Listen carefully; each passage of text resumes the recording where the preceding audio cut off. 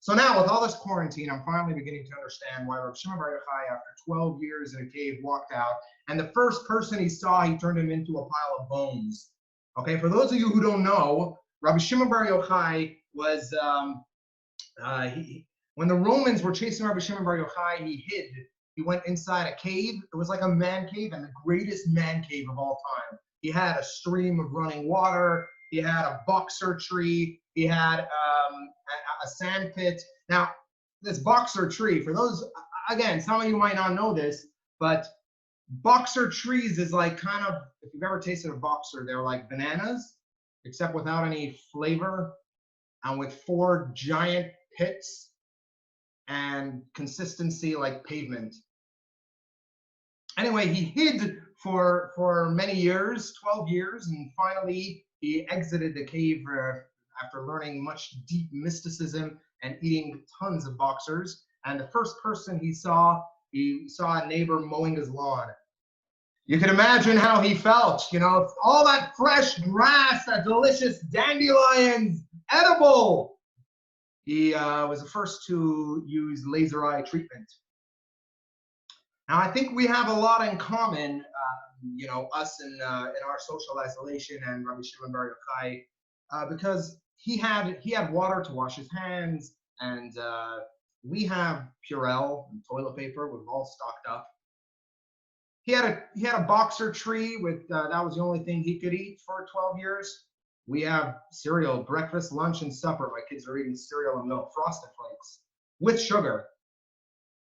He had he had his clothes disintegrated, and he had to hide in the sand and cover his body. We've been wearing pajamas for 8 weeks. The only differences are that he was stuck with his son, his adult son, while I'm stuck with 5 of my kids who are running around screaming on Zoom all day, where the teachers colluded to coordinate that every 10 minutes while you're in the middle of working, some kid will come over and yell, "I'm hungry, Tati! Give me some cereal!" Another thing that someone else, wow, there's a whole waiting room here. Another thing that Lag BaOmer celebrates is the end of a large, during Rabbi Akiva's time, there was actually a pandemic. Ironically, Lag BaOmer celebrates the end of a pandemic where there was, we keep a lot of mourning practices because many people died. So through the time up to Lag BaOmer, there's a lot of mourning rituals that we do, like drop in every single WhatsApp group. Tonight is this night of the Omer. You know, some of us, we listen specifically to terrible a cappella music. Now this year, thank God, the bands weren't able to get together and make any new imitation of non-Jewish songs. And also, we allow ourselves to shave. Non-Lubavitchers shave. They grow their beards out. They look like cavemen, which might be the purpose now that I think about it. And they shave. It's like Lag BaOmer suddenly arrives, and you know, the entire Lakewood, they're waiting over there with the shaver. They're holding it up, waiting for 6 months Fira beard. You know, they got their face lathered and everything, and then boom, yes, Lag BaOmer's here. Now no one's gonna ask me again for tefillin. Because I'm sure they get confused as Lubavitchers, right? They probably shave enough beard hair to light up an entire bonfire. Which, by the way, the bonfires commemorate that person that was turned into a pile of bones.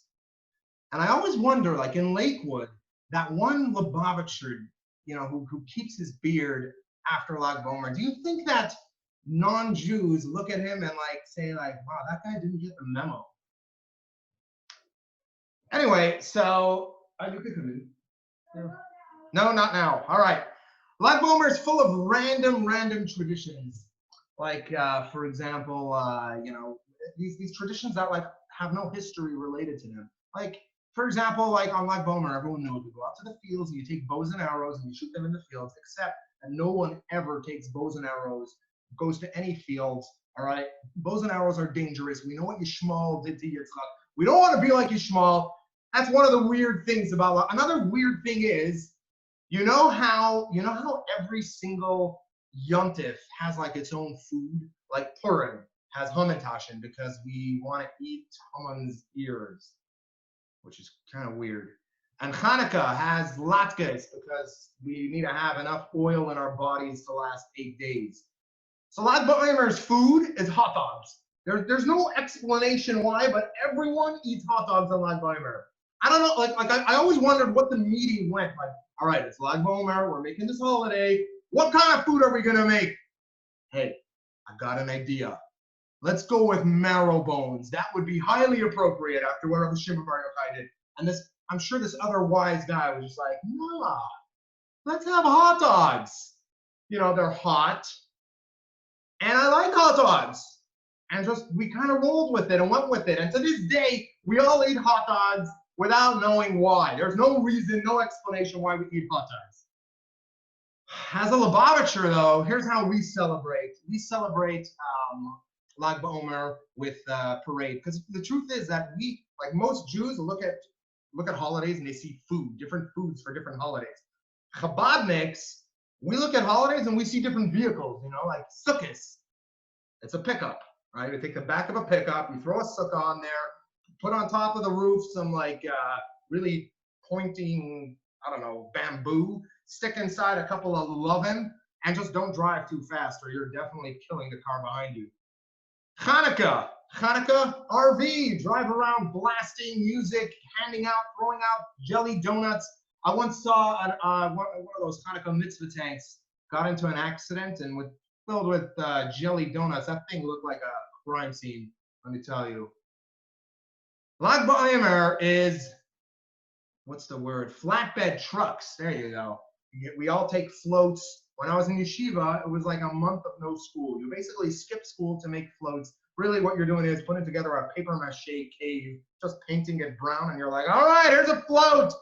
We're good to go. And the floats are used in the parade, and the parade is always my favorite part of Lag BaOmer. You know, like we all get around, and it's like one giant protest, except people holding up these like weird signs, you know, these that say like, you know, put on tefillin, bring Mashiach, and it's always like the Rebbe's 10 mitzvahs. The Rebbe had 10 things that he was very much into. But some of them are a little weird. Like, imagine a non-Jew seeing this parade going by and kids standing there holding stuff like, bring holy books in your homes, or observe family purity.